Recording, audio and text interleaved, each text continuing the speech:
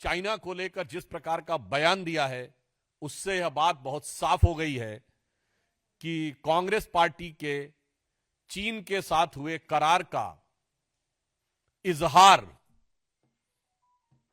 Sam Pitroda ने दिन दहाड़े कर दिया है। गुरु गुड़ रह गए और चेला शक्कर हो गए, मगर यहां जो चेला है वो तो गुड़ रह गए और गुरु चीनी हो गए। जिस प्रकार की बात सैम पित्रोदा जी ने कही है, वो भारत की अस्मिता, भारत की कूटनीति और भारत की संप्रभुता पर बहुत गहरा आघात है। आपका ओवरसीज का चीफ इस प्रकार की भाषा बोलता है तो यह निंदनीय है, भर्त्सना योग्य है और यह भारत और भारतीय सेना, भारतीय सैनिकों के बलिदान का घनघोर अपमान है। कि कांग्रेस पार्टी ने स्पष्ट रूप से यह दर्शा दिया है कि वो चीन के साथ हुए अपने करार के प्यार में, राजीव गांधी फाउंडेशन को चाइनीज एम्बेसी से मिले हुए लोन के दबाव में बोल रहे हैं। सोरस की सुर, अंकल सैम के सुर, और उसके बाद जो कुछ यहां कांग्रेस बोलती है वो साफ नजर आता है। ऐसा लगता है कि लिरिक्स जो हैं वो सैम पित्रोदा के हैं और उसके गीतकार सोरस हैं और उसके ऊपर सिम्फनी बजाने का काम कांग्रेस पार्टी और इंडी गठबंधन के लोग कर रहे हैं। कांग्रेस के वरिष्ठ नेता और लोकसभा में उपनेता श्री गौरव गोगोई का जिस प्रकार के जॉर्ज सोरस के इस फाउंडेशन के साथ कनेक्शन नजर आता है, पाकिस्तान की दूतावास में मधुर मनोभावों के साथ वार्तालाप करते हुए और भारत में आकर भारतीय सेना, भारतीय वायुसेना, भारतीय अर्धसैनिक बलों के विरुद्ध कटुतापूर्ण शब्दों का इजहार करते हुए। आप सभी जानते हैं कि प्रधानमंत्री श्री नरेंद्र मोदी जी के नेतृत्व में भारत ज्यों-ज्यों आर्थिक, सामरिक और कूटनीतिक दृष्टि से विश्व के पटल पर एक शक्तिशाली और प्रभावशाली देश के रूप में उभरता जा रहा है और देश के अंदर सामाजिक और आर्थिक सशक्तिकरण का नया दौर चल रहा है, त्यों-त्यों अनेक प्रतिगामी शक्तियां भारत की इस अभूतपूर्व विकास को और प्रगति को रोकने के लिए अनेक प्रकार के षड्यंत्र करती दिखाई पड़ रही है। उसी श्रृंखला में आज मैं आपका ध्यान आकृष्ट करना चाहता हूं कि जो कुछ कांग्रेस पार्टी और उनके आइडियोलॉजिकल थिंक टैंक कहे जाने वाले लोग समय समय पर कहते आ रहे हैं, वो चीजें अब पूरी तरीके से जनता के सामने आती जा रही हैं।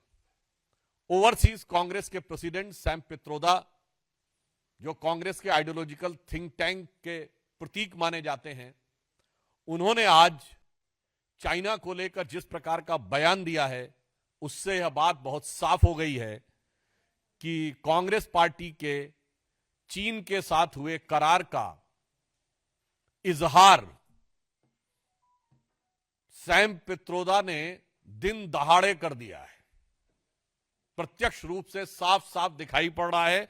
और ऑन द लाइटर नोट मैं कहना चाहूंगा, हिंदी में कहावत होती है, गुरु गुड़ रह गए और चेला शक्कर हो गए, मगर यहां जो चेला है वो तो गुड़ रह गए और गुरु चीनी हो गए। परंतु गंभीर बात यह है कि जिस प्रकार की बात सैम पित्रोदा जी ने कही है, वो भारत की अस्मिता, भारत की कूटनीति और भारत की संप्रभुता पर बहुत गहरा आघात है। उन्होंने इस प्रकार की बात कही कि चीन के साथ तो किसी प्रकार का विवाद ही नहीं है, जैसे भारत ही अग्रेसर की भूमिका में, यानी आक्रामक मुद्रा लिए हुए। और ये कोई उनका अलग बयान नहीं है। ये ओवरसीज कांग्रेस के चीफ हैं, यानी समुद्र पारी कांग्रेस के प्रमुख हैं।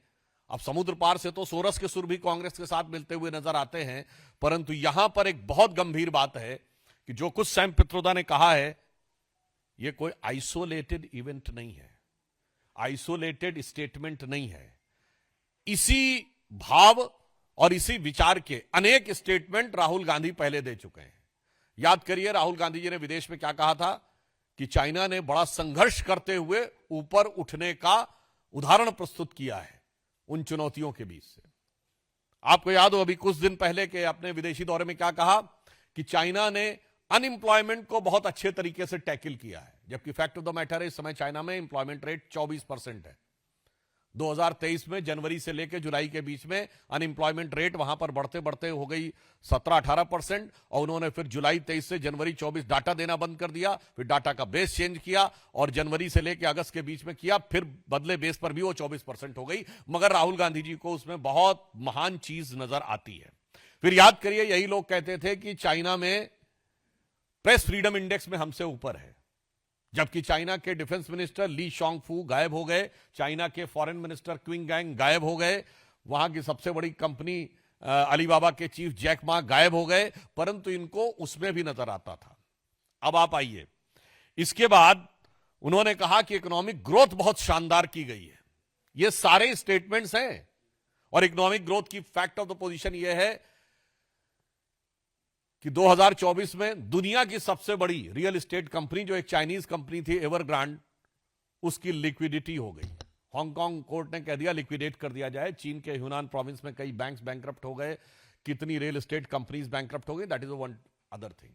उस प्रक्रिया में जब हम यह देखते हैं कि यह बयान सैम पित्रोदा का आया है, पहली बात तो हम बहुत साफ करना चाहते हैं, भारत सरकार प्रधानमंत्री श्री नरेंद्र मोदी जी के नेतृत्व में विश्व के हर देश के साथ अच्छे और सौहार्दपूर्ण संबंध चाहती है, परंतु वो राष्ट्रीय स्वाभिमान, सुरक्षा और सुदृढ़ता को बनाए रखते हुए। अब इसके बाद उनका यह बयान कहना, तो मैं पूछना चाहता हूं, यह गलवान के शहीदों का अपमान है कि नहीं? मैं कांग्रेस पार्टी से सीधे पूछना चाहता हूं। गलवान में जो हुआ, हमारे 20 सैनिक बलिदान हो गए, और उसके बाद यदि आपका ओवरसीज का चीफ इस प्रकार की भाषा बोलता है तो यह निंदनीय है, भर्त्सना योग्य है, और यह भारत और भारतीय सेना, भारतीय सैनिकों के बलिदान का घनघोर अपमान है। इसलिए मैंने आपसे बात कही कि यह एक पूरा सीक्वेंस ऑफ इवेंट है जिसमें सैम पित्रोदा बोलते हुए नजर आ रहे हैं। वैसे ऑन द रेफरेंस मैं आपको पहले बता दूं, बोल चुका हूं तो एक बार रिमाइंड भी कर दूं। वैसे आपको पता है, भारत में एक दौर ऐसा भी था जब चीन को हमने सैनिकों को चावल प्रोवाइड किए थे। 21 जून 1952 को जवाहरलाल नेहरू की प्रेस कॉन्फ्रेंस में उनसे पूछा गया कि आपने क्या चीन की सेना को रसद प्रदान की है, तो उन्होंने कहा हां हमने थोड़ी मात्रा में की है, पर वो हजारों टन चावल था, और कहा इसलिए कि उनको बहुत जरूरत है, हम उनको जिंदा रखने के लिए दे रहे हैं। जबकि उस समय तिब्बत में एट्रोसिटीज हो रही थी, और वो इसलिए था कि उस समय चाइना का नियरेस्ट शहर चेंगडू 2000 किलोमीटर से अधिक दूर था और सड़कें भी खराब थी।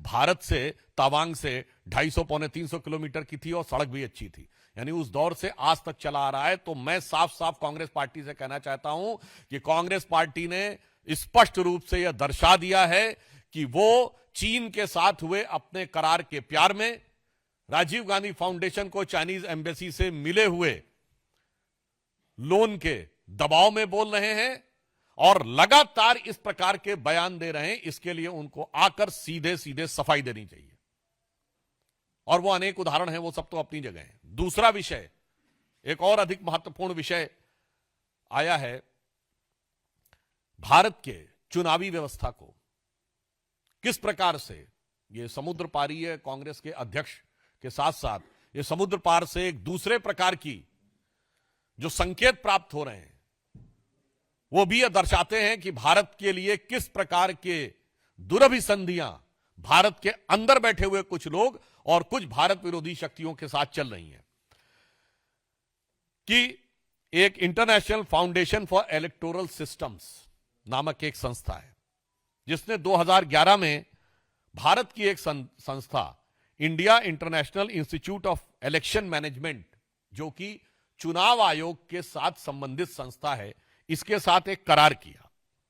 और यह करार में जो पीछे से सपोर्ट आ रही है वो CEPPS consortium for election political process, election and political process strengthening नामक संस्था से आ रही है, जो जॉर्ज सोरेस के ओपन सोसाइटी फाउंडेशन के साथ उसके संबंध हैं, जिसने $500 बिलियन भारत में इन्वेस्ट किए एक माध्यम से, यूएसएड इत्यादि के माध्यम से, और इसके बाद से 3-3.5 लाख डॉलर प्रतिवर्ष भारत में आते जा रहे थे। आज हम साफ साफ पूछना चाहते हैं कि भारत के इलेक्शन प्रोसेस, जबकि फैक्ट ऑफ द मैटर यह है कि 2020 में आप याद करिए, जब अमेरिका में चुनावी प्रक्रिया को लेकर अनेक प्रकार के प्रश्न उठे थे, तो भारत की चुनावी प्रक्रिया की तारीफ की गई थी कि जो इलेक्शन वोटर सिस्टम हमारे यहां है, वोटर आईडी कार्ड वाला, वो उनके यहां होना चाहिए।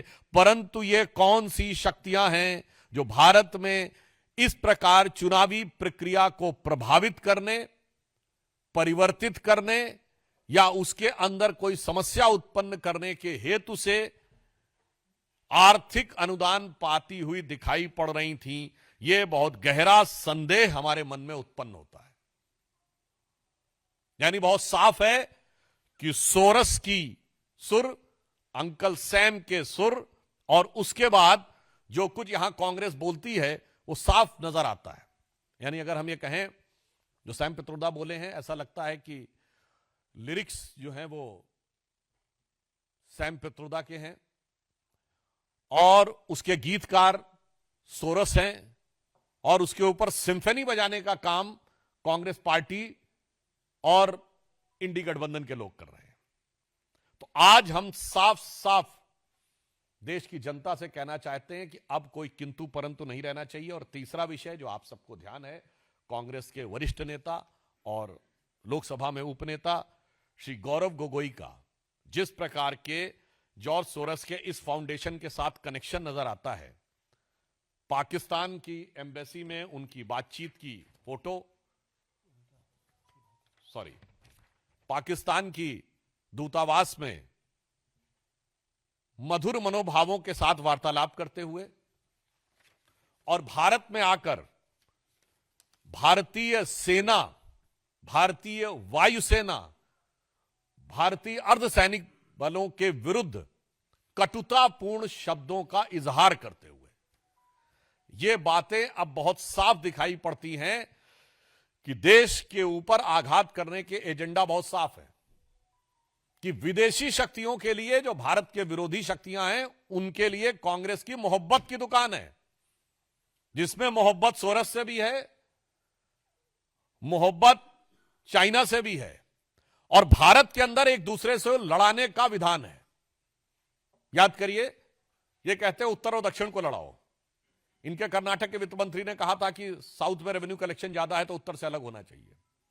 इनके तेलंगाना और तमिलनाडु के मंत्रियों ने उत्तर प्रदेश और बिहार के बारे में जो बोला, वो क्या है, एक राज्य को दूसरे राज्य से लड़ाओ,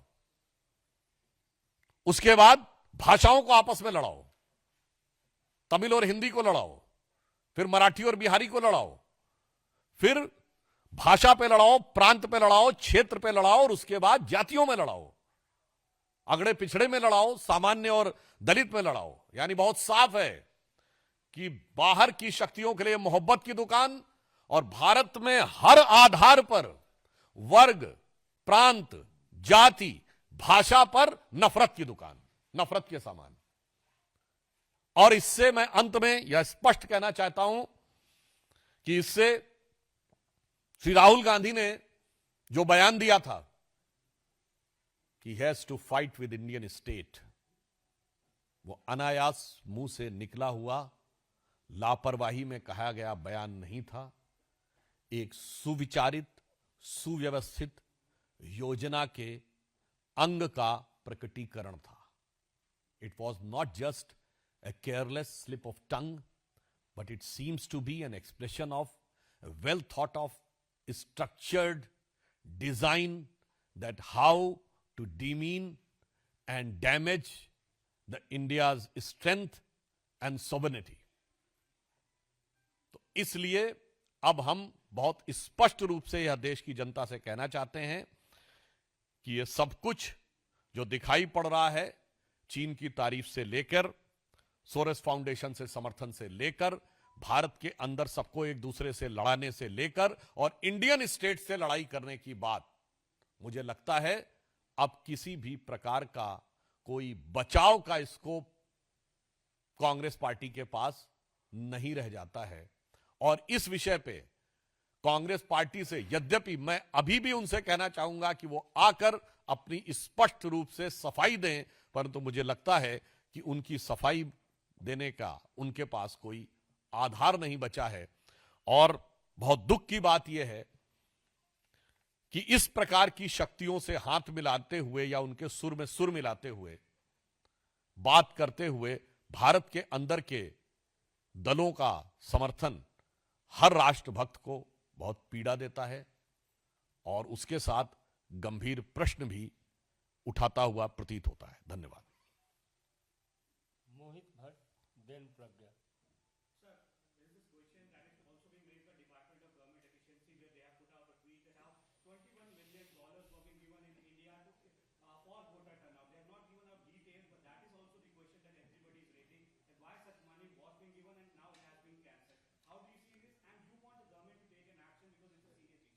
There are certain indications which are coming, now becoming gradually clear and explicit, that how those things are going or were intended to interfere in the Indian elections.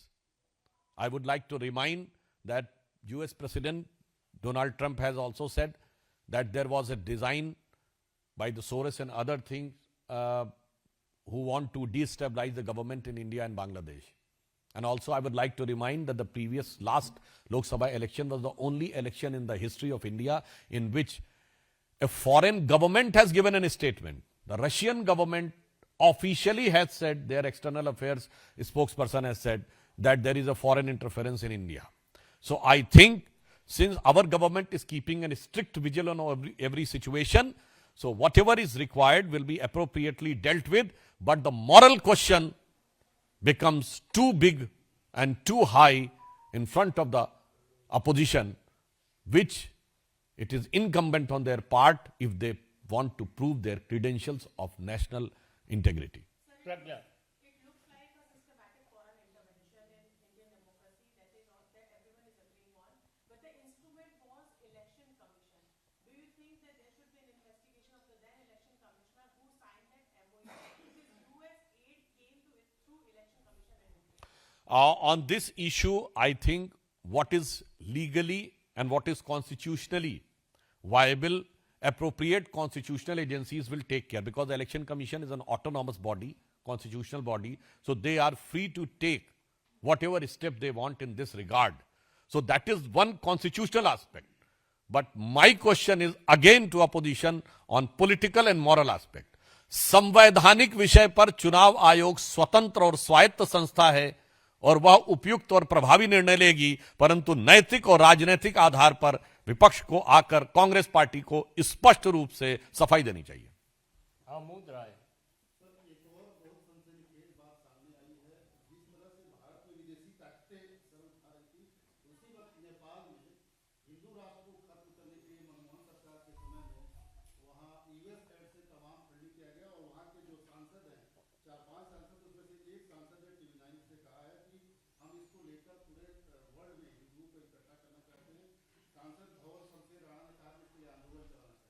देखिए, इस प्रकार की कई घटनाएं हुई हैं और मैं एक और बात आपसे कहना चाहता हूं इस क्वेश्चन के आंसर के संदर्भ में। आपको याद हो 2021 में दुनिया के कई विश्वविद्यालयों में, जिसमें अमेरिका के बड़े प्रतिष्ठित विश्वविद्यालय थे, एक नहीं कई यूनिवर्सिटीज में एक कॉन्फ्रेंस हुई थी, उसका नाम था डिसमेंटलिंग ग्लोबल हिंदुत्व, यानी वैश्विक स्तर पर हिंदुत्व को ध्वस्त करना। फिर 2023 में भारत में 22 और 23 दोनों में कॉन्फ्रेंस हुई तमिलनाडु में, इरेडिकेशन ऑफ सनातन धर्म, यानी सनातन धर्म का समूल नाश करना। और अब उनकी फंडिंग कहां से हो रही है, ये तो अब अमेरिकन एजेंसीज के जो स्रोत उभर के सामने आ रहे हैं उनकी जांच में उससे उभर कर सामने आता जा रहा है। और मैं पुनः यह बात कहना चाहूंगा, फिर कोई इस बात को जाके चेक कर ले, यही 2021 का वर्ष है जिसके बाद बहुत से स्टांस भारत के समाज, देश और वर्ग और जाति के बारे में कांग्रेस का चेंज होना शुरू हुआ। और मैं फिर आपसे कहता हूं, एक हेनरी लूसी फाउंडेशन है यूरोप की, जिसमें एक क्रिस्टोफर शर्लॉट करके इंडोलॉजिस्ट थे, सो कॉल्ड इंडोलॉजिस्ट, उन्होंने भी एक प्रोजेक्ट निकाला था, हाउ टू टैकल हिंदू मेजॉरिटेरिज्म। मैं दर्शकों से कहता हूं, जो करोड़ों लोग सुन रहे हो, इन सब चीजों को जाके चेक करिए, तब आपको समझ में आएगा कि मोदी जी किस परिस्थिति में देश को चला रहे हैं, और उसके बाद जो लोग इल्जाम देते हैं तो उनके लिए एक लाइन कहना चाहूंगा मोदी जी की तरफ से कि हमें इल्जाम मत दीजिए, बहुत अफसोस होता है। हमें इल्जाम मत दीजिए, बहुत अफसोस होता है। बड़ी तरकीब से कश्ती यहां तक लेके आए हैं और बदल देते हैं हम दरिया की लहरें अपनी हिम्मत से। आंधियों में भी अक्सर चिराग हमने जलाए। तो आप सोचिए किन विपरीत परिस्थितियों में देश को लेकर आगे चलना पड़ा। अरुण दांता।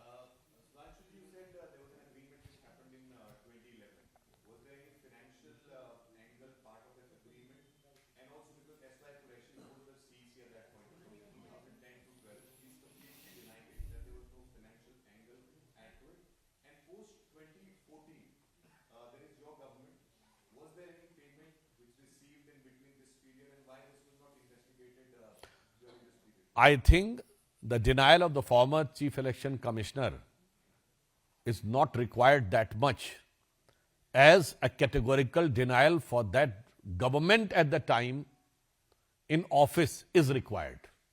Because for any such clearances, the clearance of government is very much required. So still up till now, if the government is not responding in categorical and unequivocal terms, I think this is a matter of concern. Ankit Gupta ABP.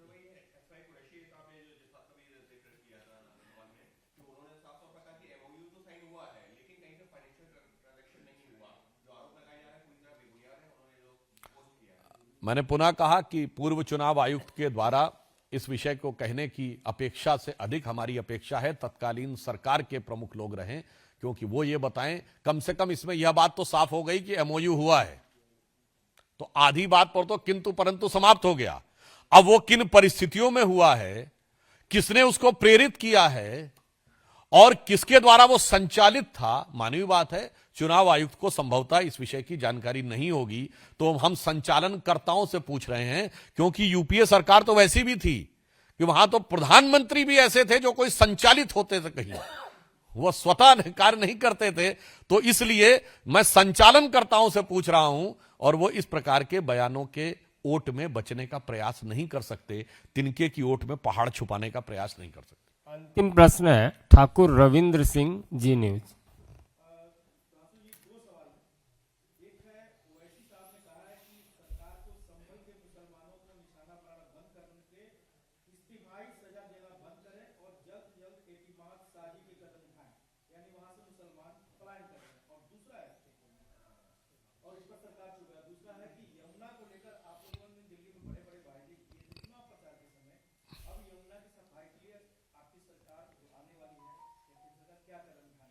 देखिए, यमुना की सफाई पे हमारी सरकार को कार्यभार ग्रहण करने दीजिए, पहली कैबिनेट बनने दीजिए, आश्वस्त रहिए। साबरमती रिवर फ्रंट से लेके और जिस प्रकार आपने प्रयागराज में भी और वाराणसी में गंगा को साफ होते देखा है, यमुना जी को भी हम उतनी ही निष्ठा से, श्रद्धा से और समर्पण से कार्य करेंगे।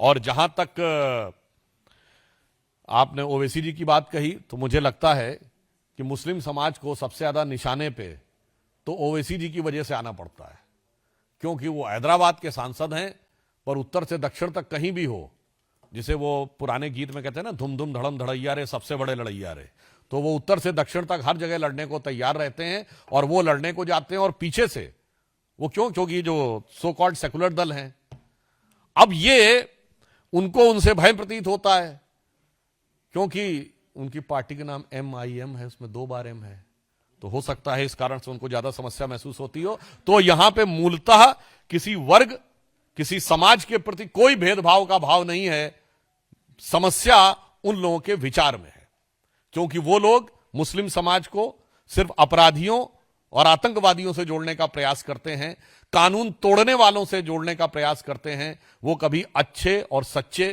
राष्ट्रभक्त मुस्लिमों के साथ, चाहे ब्रिगेडियर उस्मान हो या डॉक्टर APJ अबुल कलाम हो, वो हमारे केरल के गवर्नर आरिफ मोहम्मद खान साहब हो, बिहार के गवर्नर अब आरिफ मोहम्मद खान साहब हो, अथवा बड़े से बड़े हमारे अच्छे जो अभी जिनकी डेथ हुई, उस्ताद जाकिर हुसैन, उस्ताद बिस्मिल्लाह खां, उस्ताद बड़े गुलाम अली, उस्ताद अमजद अली खां, इनका कभी नाम सुना है आपने ओवैसी जी के मुंह से? इसलिए हमारे तरफ से कोई समस्या नहीं, समस्या उनकी जहनीत में।